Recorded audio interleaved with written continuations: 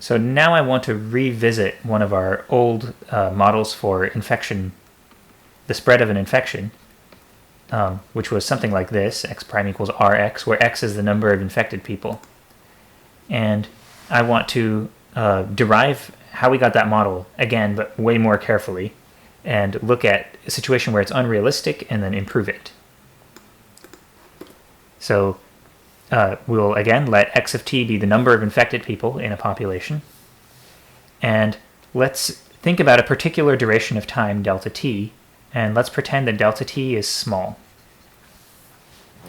And actually, this is going to be very confusing, translating between thinking about a discrete duration of time versus instantaneous information, like what a differential equation will give you. So let's actually say delta t is 1, just to help us do this. And let's pretend that the units for measuring time are such that that is small. So maybe it's 1 nanosecond or something like that.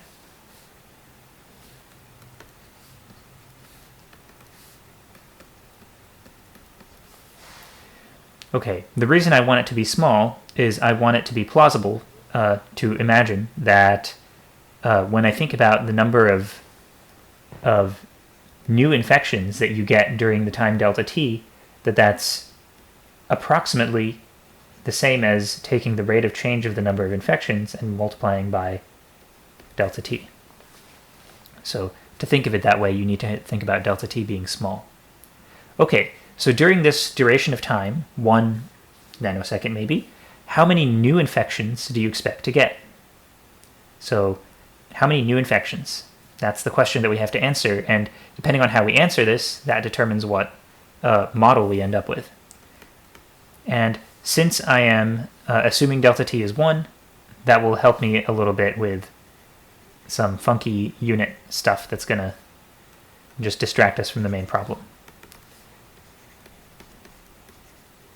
So assuming delta t is 1. Okay, so how many new infections during that time, delta t?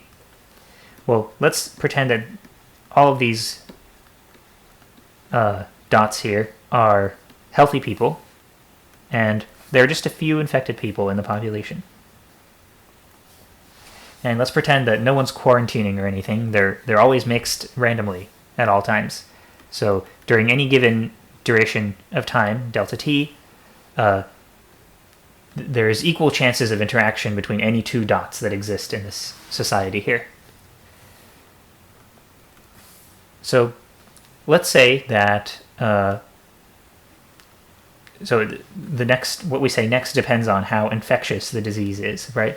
So for the sake of having a nice picture, let's pretend that each red dot infects two, or interacts with, two white dots. Or rather, each red dot interacts with two other dots. But because there are very few red dots and very many white dots, it's very likely that those interactions are going to be with white dots. Well, okay, hopefully this is not realistic at all. You wouldn't want 2 new infections per nanosecond.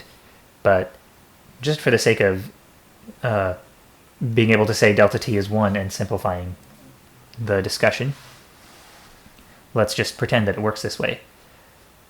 Then how many new infections do you expect to get during this 1 unit of time?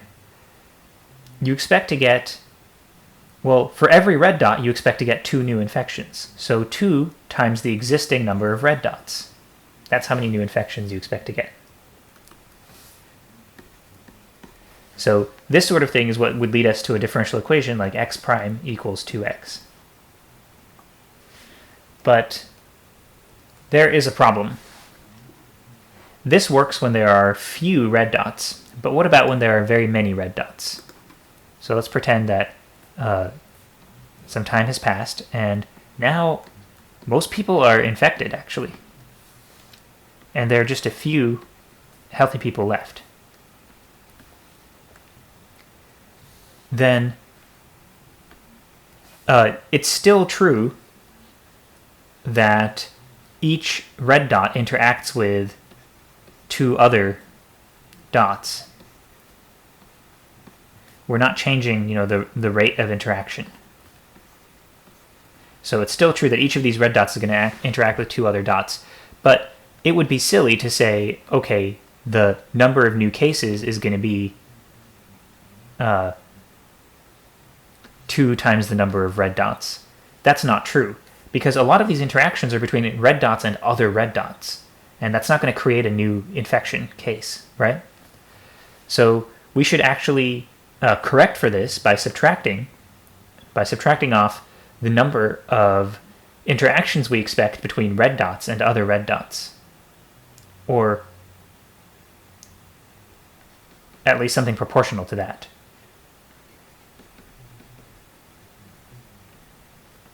Number of interactions expected. So number of interactions expected between red dots and other red dots.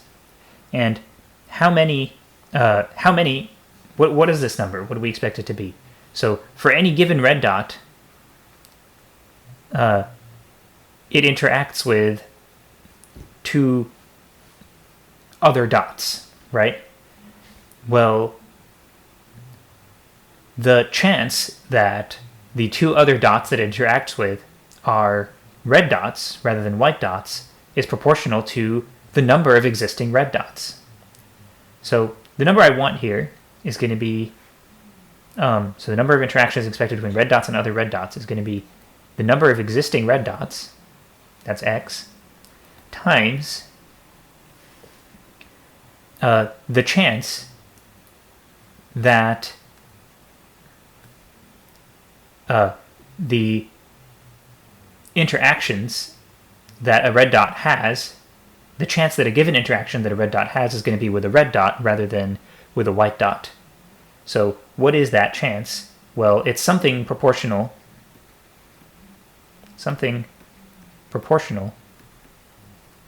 to the number of existing red dots, right? If you increase the number of existing red dots, then you increase the chance that an interaction between a red dot is going to be with another red dot rather than with a white dot.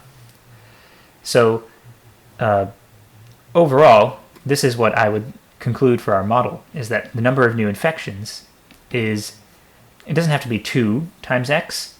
That was just for the sake of the picture, but it's going to be something proportional to x minus a term that corrects for interactions between infected and other infected, which do not lead to new infections. And that's going to be x times something proportional to x, which is, overall, it's something proportional to x squared. So something like this. So going back here, the improved model has dx dt equals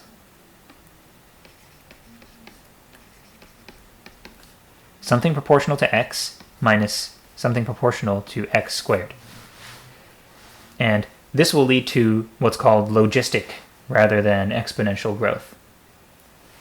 Okay, so let's explore this model in the next video.